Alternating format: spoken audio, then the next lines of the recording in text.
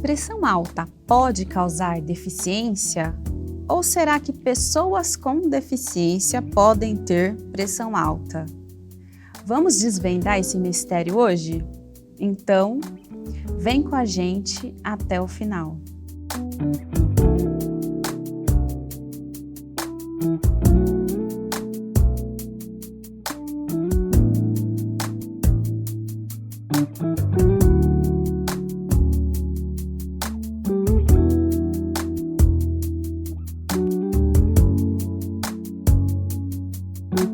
Olá, seja muito bem-vindo, seja muito bem-vinda.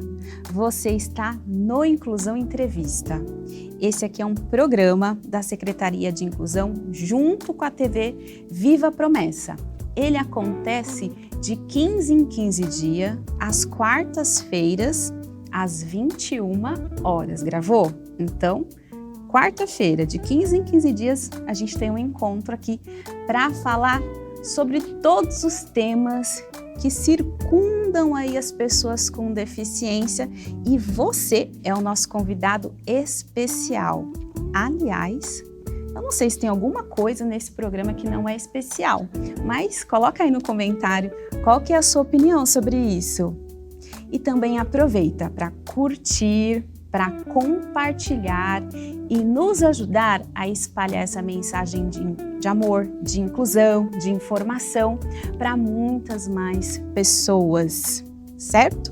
E você pode ir um pouquinho além, você pode ser um amigo da missão, contribuindo aqui para esse programa, para todos os outros programas da TV Viva Promessa e também com as ações da Agência Humanitária Promessista. Sabe como? Sendo um amigo da missão. Acesse a página amigosdamissão.org. Vai lá, faz uma contribuição que não seja onerosa para você. Abençoe a gente, você vai estar abençoando muitas outras pessoas e eu tenho certeza que Deus vai te abençoar também. E hoje nós vamos aí começar uma microsérie, eu que estou inventando isso, tá bom? É uma microsérie sobre o tema da pressão alta. Nós vamos conversar sobre o tema da pressão alta em adultos e em crianças. E hoje nós vamos falar sobre pressão alta em adultos, tá?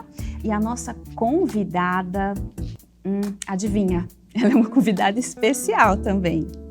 Ela já esteve aqui. Ela é uma médica, mas eu tenho lá para mim que ela tem também o dom da pedagogia, porque quando ela explica as coisas, podem ser até conceitos médicos, sabe? Aqueles bem complicados. Então, a gente entende, ela é muito boa nisso. É a doutora Sabrina Marques. Doutora Sabrina, seja muito bem-vinda, é uma alegria, um prazer receber você aqui novamente com a gente. Eu que agradeço todo esse convite, todas as palavras, é muito gratificante poder ajudar um pouquinho as pessoas a compreenderem, né, esse mundo da medicina que às vezes é um pouco confuso. Pode sempre contar comigo. Ai, tá vendo? Vamos fazer um coração para ela. Ela é muito especial, não é? Bem, e para variar, ela é cardiologista, talvez você não a conheça. Eu vou apresentar ela melhor para você. Se você não assistiu a primeira entrevista com ela, eu convido você a acessar e assistir. Mas, doutora Sabrina, ela é médica pediatra, tá bom? Ela é formada pelo Hospital Infantil Menino Jesus, é cardiologista pediátrica pela Santa Casa de São Paulo, ela é casada com o diácono Adaelso e ela serve ao Senhor lá na Igreja Adventista da Promessa em Praia Grande. Um grande abraço aí para os irmãos de Praia Grande.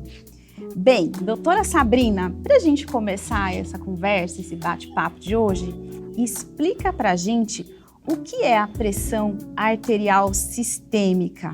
E desvenda o mistério para a gente também, doutora. A pressão alta, ela pode causar deficiência ou as pessoas com deficiência podem ter pressão alta? Criou uma crise aqui na cabeça da gente. Opa, vamos então esclarecer. Vamos começar primeiro com a pressão alta.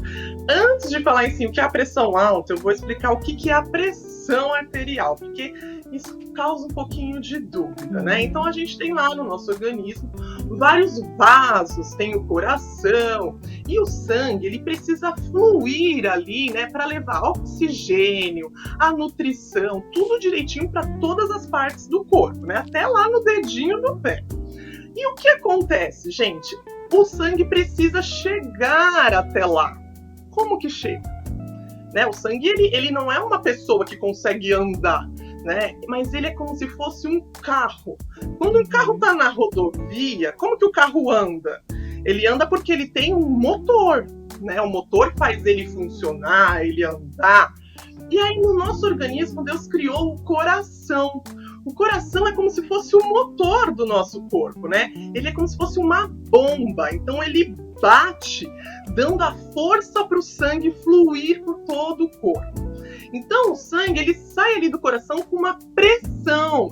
E essa pressão, ela não pode ser qualquer número, entendeu? Ela tem ali um valor especial que ela tem que fluir. Agora, é lógico, né? Aquele valor, ele não é constante. Se a gente corre um pouquinho, né? Ou então se a gente faz alguma atividade, fica nervoso, essa pressão sobe um pouquinho. Se a gente está tranquilo, dormindo, relaxado, essa pressão cai um pouquinho. Mas tem ali um valor que pode aumentar e pode cair. Agora, ela não pode ser muito alta, e é aí que entra a hipertensão. A hipertensão é uma doença que ela faz com que a pressão, então, ali do sangue, ela fique constantemente alta, num valor que vai prejudicar o organismo. Então, quando a gente vai lá no posto ou no médico e verifica como que está a pressão, se essa pressão está acima de 14/9, e ela fica nesse valor ou mais constantemente, a gente considera que a pessoa tem hipertensão arterial sistêmica, tá? Ou seja, todo o sistema do nosso corpo, né, tá ali sendo prejudicado por aquele aumento. Agora, a pessoa que tem uma deficiência, ela pode ter hipertensão? Com certeza, e nem sempre é por causa da deficiência que a pessoa tem, tá? Lógico, algumas deficiências, dependendo do que é, pode sim, por causa natural da evolução da deficiência, acometer com a pressão alta. Mas pode também ser que, de repente, por causa da deficiência, a pessoa precisa tomar alguma medicação específica e essa medicação pode causar a pressão alterada, entendeu? Ou pode ser o contrário. A pressão alta em si, ela não vai causar uma deficiência no sentido sindrômico, né? A pessoa não vai ter uma síndrome, né? Mas ela pode causar em si alguns fatores aqui, outros ali, que podem levar uma qualidade de vida prejudicada. E pode sim chegar a ter uma deficiência, como, por exemplo, a cegueira, tá? Então, a pressão alta, ao longo do tempo, se não tratada, se não controlada, ela pode sim levar a pessoa a ficar deficiente. Se a pessoa ficar, né, cega, ela fica, então, deficiente. Então, a resposta é sim para as duas formas, mas a causa e o porquê são diferentes. Viu? Nada é tão simples, tá vendo? Como a gente precisa da doutora Sabrina para orientar a gente. E você percebeu que ela falou hipertensão arterial sistêmica, HAS.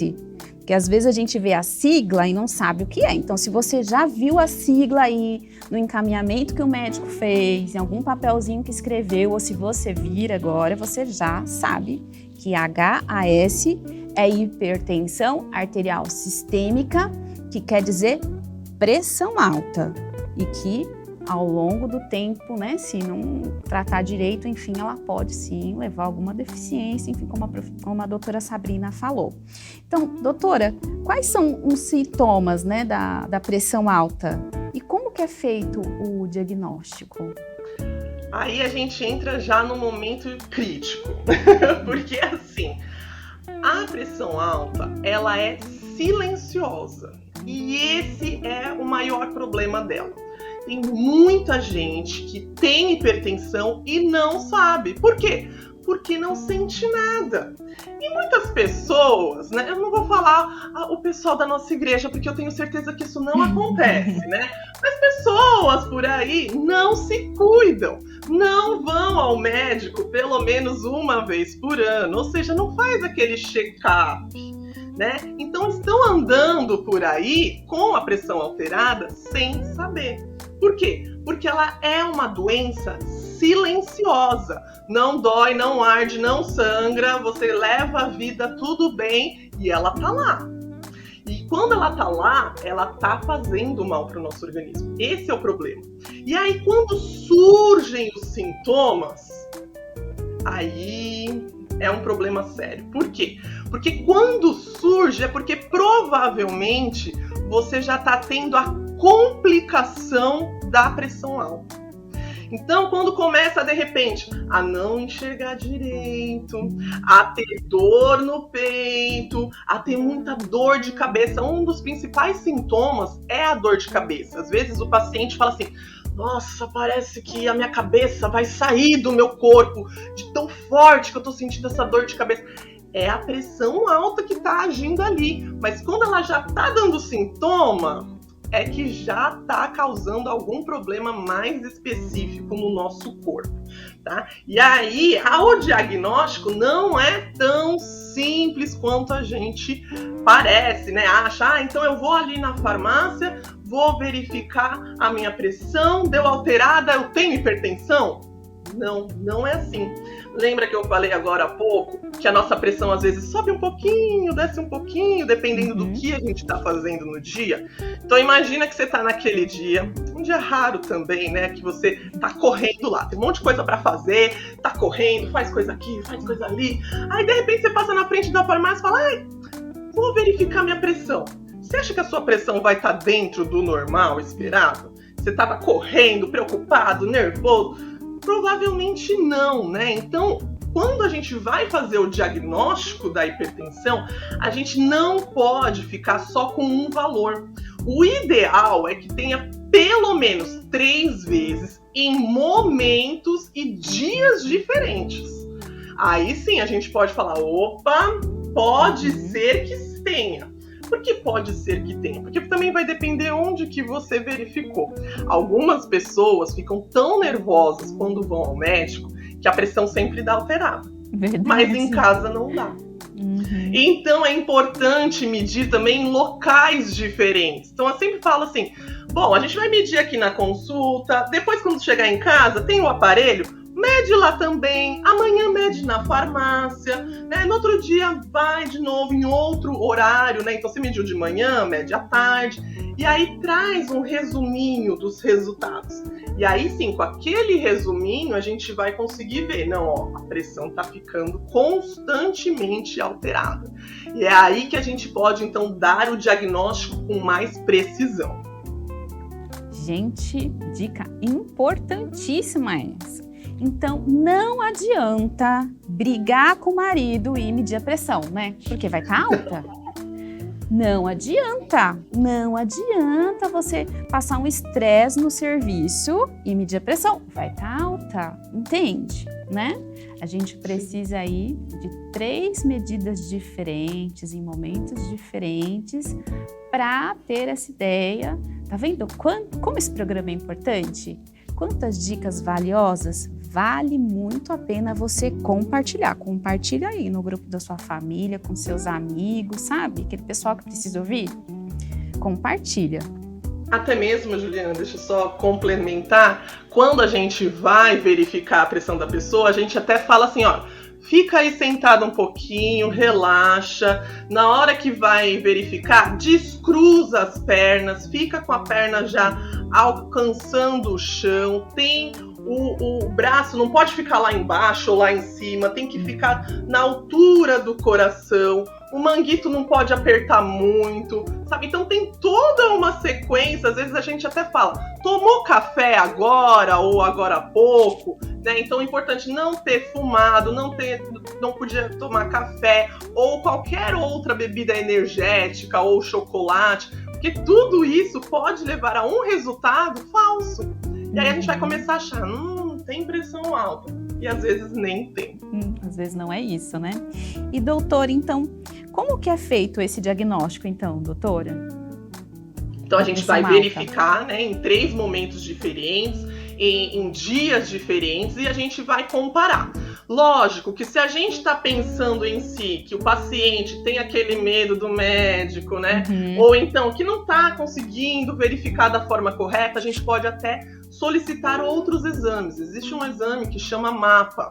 O que seria isso? A gente coloca o aparelho o manguito aqui no braço e ele fica ligado como se fosse a um gravador. E a pessoa fica durante 24 horas com aquele aparelho e mais ou menos ali de 15 em 15 minutos o aparelho vai verificar a pressão e guardar o resultado naquela maquininha. Aí depois de 24 horas a pessoa devolve tudo e vai ter então uma análise da pressão daquela pessoa em 24 horas. Esse exame é bom porque aí a gente vai pegar todos os momentos do dia. A pessoa até faz um diário, né? Olha, acordei tal hora, comi tal coisa tal hora, depois fui trabalhar, passei nervoso, tive palpitações, briguei com não sei quem. Escreve tudo ali. Fui dormir 11 horas da noite, acordei 5 da manhã. Só que aí a gente vai conseguir ver, olha, quando ele tá dormindo, a pressão tá normal. Quando ele tá tranquilo lá, brincando com o filho, tá tudo bem. Agora, quando ele tá no trabalho, que tá nervoso, aí sobe. Então, não é em si que ele tem uma hipertensão, né? Ele tem ali momentos de pico, mas ele não tem uma pressão alta constantemente. Então, às vezes a gente até usa esse exame para conseguir determinar naquelas pessoas que é um pouco mais difícil de conseguir verificar a pressão no dia a dia. Certo, doutora. E fala uma coisa, como que é o tratamento? É só com remédios? Tem alguma outra forma de tratamento? E se a pessoa fizer o tratamento certinho, toma o remédio certinho, fez tudo que a doutora Sabrina mandou, tudo que o médico falou, a pessoa assim, aquela bem certinha, regradinha, ela pode ser curada, chegar a ter a cura da pressão alta? Vai depender. Tá, vai depender primeiro de qual estágio a pessoa está, né? Porque assim, quando a gente pensa em pressão, Juliana, quando a pressão ideal é que ela fica no famoso 12/8, ou um pouco menos, né? Não também muito menos, senão aí já é pressão baixa. Mas assim, a partir do momento que a pressão da pessoa tá de 13/8, a gente já liga o alerta vermelho. Então já é uma pessoa que não dá para ela continuar com a vida que ela está tendo. Não chegou ainda a ter o quadro hipertensivo. A pessoa quando tem, então, de 14/9, né, constantemente ou maior, aí a gente considera hipertensão e tem que começar a tratar. Só que antes disso, a pessoa já tem que tomar cuidado. Então se a pessoa tomar já os cuidados que eu vou falar agora, essa pressão pode se normalizar e ela nem evoluir para o quadro de hipertensão. Agora, a hipertensão mesmo, já estabelecida, ela não tem cura, ela tem controle. Mas é uma doença que a pessoa vai ter que cuidar para o resto da vida. E aí a gente entra numa outra coisa que os pacientes confundem muito. Por quê? Vai lá no médico, o médico passa o remédio, ele começa a tomar e a pressão fica boa. Aí às vezes a gente pergunta, né, principalmente quando eu vou fazer o ecocardiograma, tá? Perguntar, o senhor tem pressão alta? Normalmente a pessoa fala assim, não tenho. Aí eu pergunto, mas o senhor toma algum remédio para pressão? Eu tomo sim. Então tem, né? Não é porque tá controlada que você não tem a doença hipertensão arterial sistêmica. Isso é muito importante de saber. Você tá controlado, mas você tem a doença. E aí entra também outro fator. Muita gente acha que é só tomar um remédio. E não é. Porque o que faz a pressão subir? Né? Então, o que faz subir, na verdade, são algumas mudanças ali que vão acontecendo no organismo, que podem ser causadas por fatores genéticos, que podem ser causadas por sedentarismo, má alimentação, sabe aquela alimentação cheia de sal, de industrializado, né? Obesidade, né? Então tudo isso vai fazer com que essa pessoa tenha muito mais chance de ter, e tem outros fatores que a gente não consegue mudar, enfim, né? A parte de genética e a idade. Pessoas acima de 65 anos, elas já têm um risco muito aumentado para ter pressão alta. Então, quando a gente pensa no tratamento, não é só tomar o remédio. A gente tem que tirar aqueles fatores que a gente pode, que vão piorar essa doença. Ou seja, o sedentarismo, a má alimentação, a obesidade. Então, na hora do tratamento do paciente, ele tem que ter essa consciência. Não é só tomar o remédio. Muitas vezes, às vezes eu pego lá o paciente, ele fala assim: eu tomo, mas esse remédio aí deve ser só farinha, porque não resolve nada. Aí quando eu falo, mas o senhor faz atividade física, o senhor tá controlando o seu peso, né, se alimentando melhor? Não. Né? Então, não tá fazendo o tratamento correto, né? Eu até brinco às vezes, né? O remédio, ele ajuda, mas ele não faz milagre, né? Milagre é com Jesus, é outro setor. Mas o remédio, ele vai ajudar. Mas a gente precisa fazer a nossa parte. A gente precisa controlar o peso, a gente precisa comer direito, a gente precisa... Até mesmo, às vezes, os pacientes gostam de falar assim: mas é que eu não tenho dinheiro para academia, é muito caro, não dá para fazer. Aí fala, mas o senhor consegue caminhar, né? Caminhar na rua é de graça, né? As pessoas, às vezes, elas não percebem que coisas simples na rotina pode fazer uma grande diferença. Então, uma caminhada ali de 20, 30 minutos, fazendo ali 3, 4 vezes por semana, já pode mudar muito a realidade de vida, pode diminuir fatores ali de doenças cardiovasculares, até mesmo a pressão alta, né? Então, o tratamento, ele não é só tomar remédio. Tá vendo só, gente? Desperta, tu que dormes, levanta, vamos caminhar. Se você ainda não teve o milagre da cura da hipertensão, pode continuar buscando. Mas de repente Deus quer operar um milagre na sua vida através dos médicos, através dos remédios, através da caminhada, né? Então, bora pra vida. Vamos aí aderir ao tratamento, igual a doutora Sabrina está falando, né? Para prolongar um pouquinho os nossos dias de vida e com qualidade de vida. E você tinha falado para gente que, por exemplo, hipertensão arterial sistêmica, que a pressão alta, ela pode causar, de repente, deficiência até. Então, eu queria te perguntar quais são as complicações da pressão alta, né? E se tem como a gente prevenir essas complicações. A prevenção, ela começa já nos fatores de risco, né? Então a gente já sabe que a obesidade, ela pode causar pressão alta, então a gente deve sim combater. E aí, Juliana, entra até um fator que hoje em dia está sendo difundido de forma errada. Primeiro é o seguinte: a gordofobia deve ser combatida, com certeza.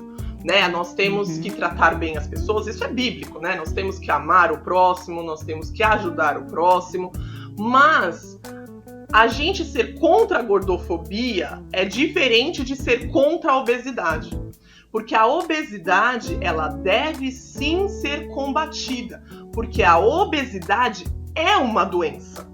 Né? Então, assim, uma coisa é aceitar o nosso corpo, a gente entender como que a gente é, o nosso funcionamento, legal. Mas a obesidade é uma doença que causa não só a pressão alta, mas outras doenças cardiovasculares, diabetes, e ela deve sim ser combatida, né? Sempre sem a gordofobia, então com amor, explicando, ajudando aquela pessoa, mas deve ser combatida. E aí os outros fatores, o sedentarismo, né? Até mesmo a alimentação. Tem gente que coloca muito sal na comida, ou então fala assim, não, eu não uso sal, mas usa aqueles temperos prontos, sabe? Que já vem no saquinho, tudo já embutido, coloca lá. Aquilo tem um sal gigantesco, isso pode fazer com que dê a pressão alta. E qual que é a complicação? Desculpa. A complicação é o seguinte: conforme ali a pessoa faz todas essas coisas que não deveriam fazer, os vasos sanguíneos, né, o coração, eles ficam sobrecarregados. E aí os vasos, eles começam a ficar mais duros, o coração ele tem que fazer mais força, né? Come um monte de gordura, pode ficar ali com um depósito de gordura em vários vasos. Aquela gordura ela vai se acumulando, pode inflamar, soltar ali um pedacinho que vai causar um coágulo, pode entupir um vaso.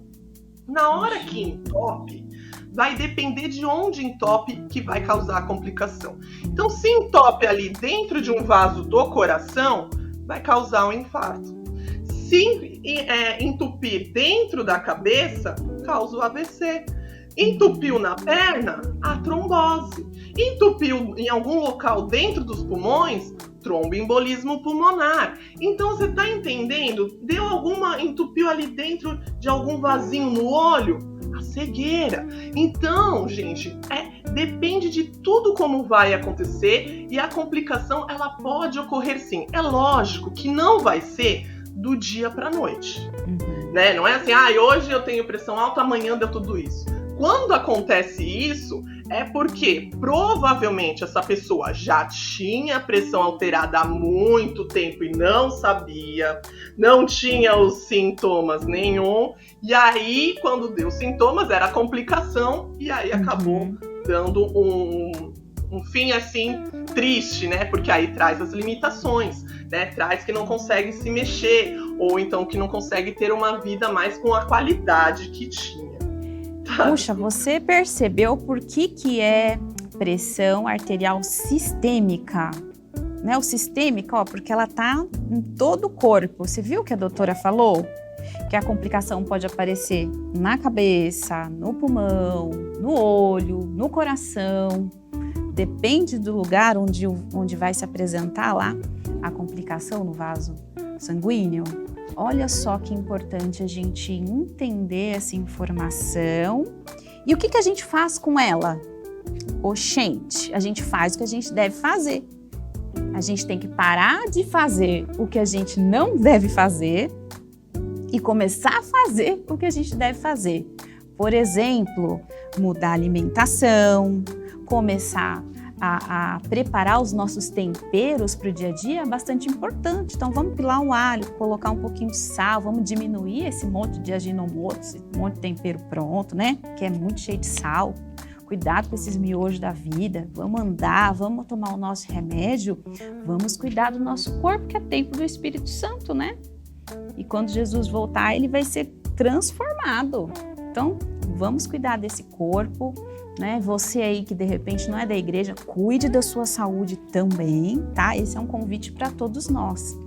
E doutora Sabrina, para a gente terminar, eu queria que você deixasse os seus conselhos finais, aí como médica, como cardiologista, né? Sobre a hipertensão arterial em adultos, né? Sobre a pressão alta em adultos, para as pessoas que estão aí conectadinhas, ligadas aí no que você está ensinando, quais seriam, assim, os seus conselhos finais? Bom, primeiro então, só retomando, né, a pressão arterial sistêmica, ela é uma doença crônica, né, ou seja, quem tem vai ter ela para o resto da vida.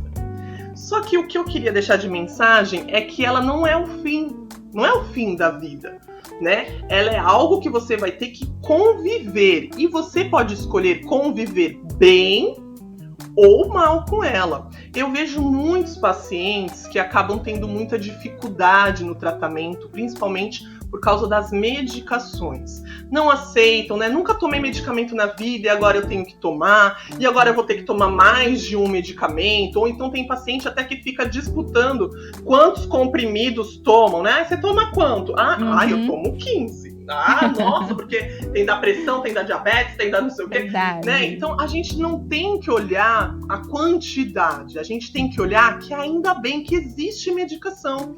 Ainda bem que a gente pode fazer, então, algo além da medicação, né? Então, a gente tem que tomar aquela medicação, vai ajudar, sempre veja a medicação como algo que ajuda, e tenha sempre em mente que bom que a gente pode fazer algo a mais da medicação, que é, no caso, né, melhorar a nossa alimentação, não ficar parado na frente da TV, assistindo novela, videogame ou qualquer outra coisa assim, filmes. Agora tem, né, um monte de filme aí. Você deve se movimentar, né? Se não fosse para movimentar, Deus tinha feito todo mundo estátua. Então, a gente tem que aproveitar essa oportunidade.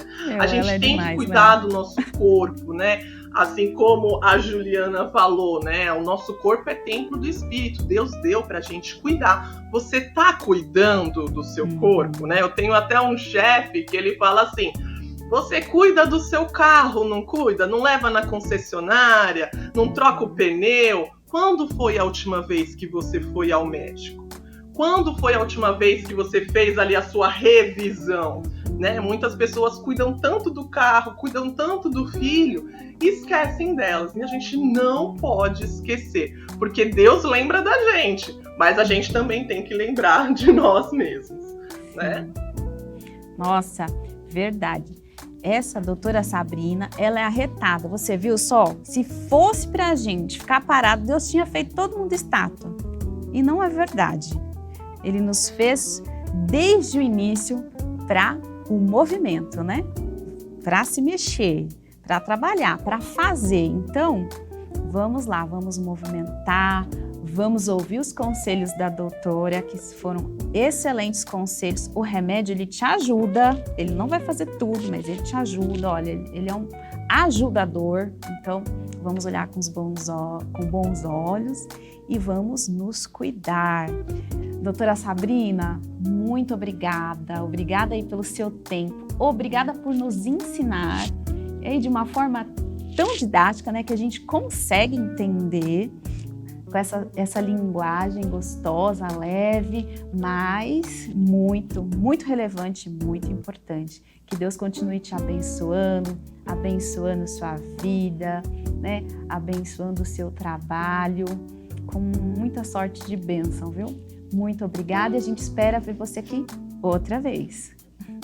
Eu que agradeço mesmo. Muito obrigada por essa oportunidade, né? Eu acho que quanto mais a gente puder mostrar o conhecimento, porque eu sei que muitas vezes o paciente entra na consulta e sai com mais dúvida do que entrou, porque ouve um monte de coisa, mas não entende, e aí às vezes fica com medo de perguntar. Então eu acho que um momento como esse é de extrema importância, né? Porque a gente consegue tirar aquela dúvida que tá ali, já tem um tempo, né? E é uma ótima oportunidade. Então eu agradeço a oportunidade e que Deus continue abençoando esse projeto maravilhoso que vocês fazem.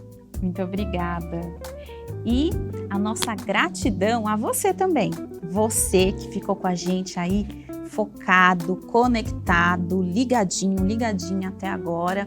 Que Deus possa te abençoar, que esse conteúdo, todo esse conhecimento, olha, realmente tenha sido valioso para você. E se foi, e se você aprendeu bastante coisa, e se te despertou para colocar muitas coisas em práticas, e se desvendou muitos mistérios aí que você não entendia, não se esqueça de compartilhar para que outras pessoas também possam ser abençoadas. Um grande abraço para você e até o nosso próximo Inclusão Entrevista, se assim Deus permitir.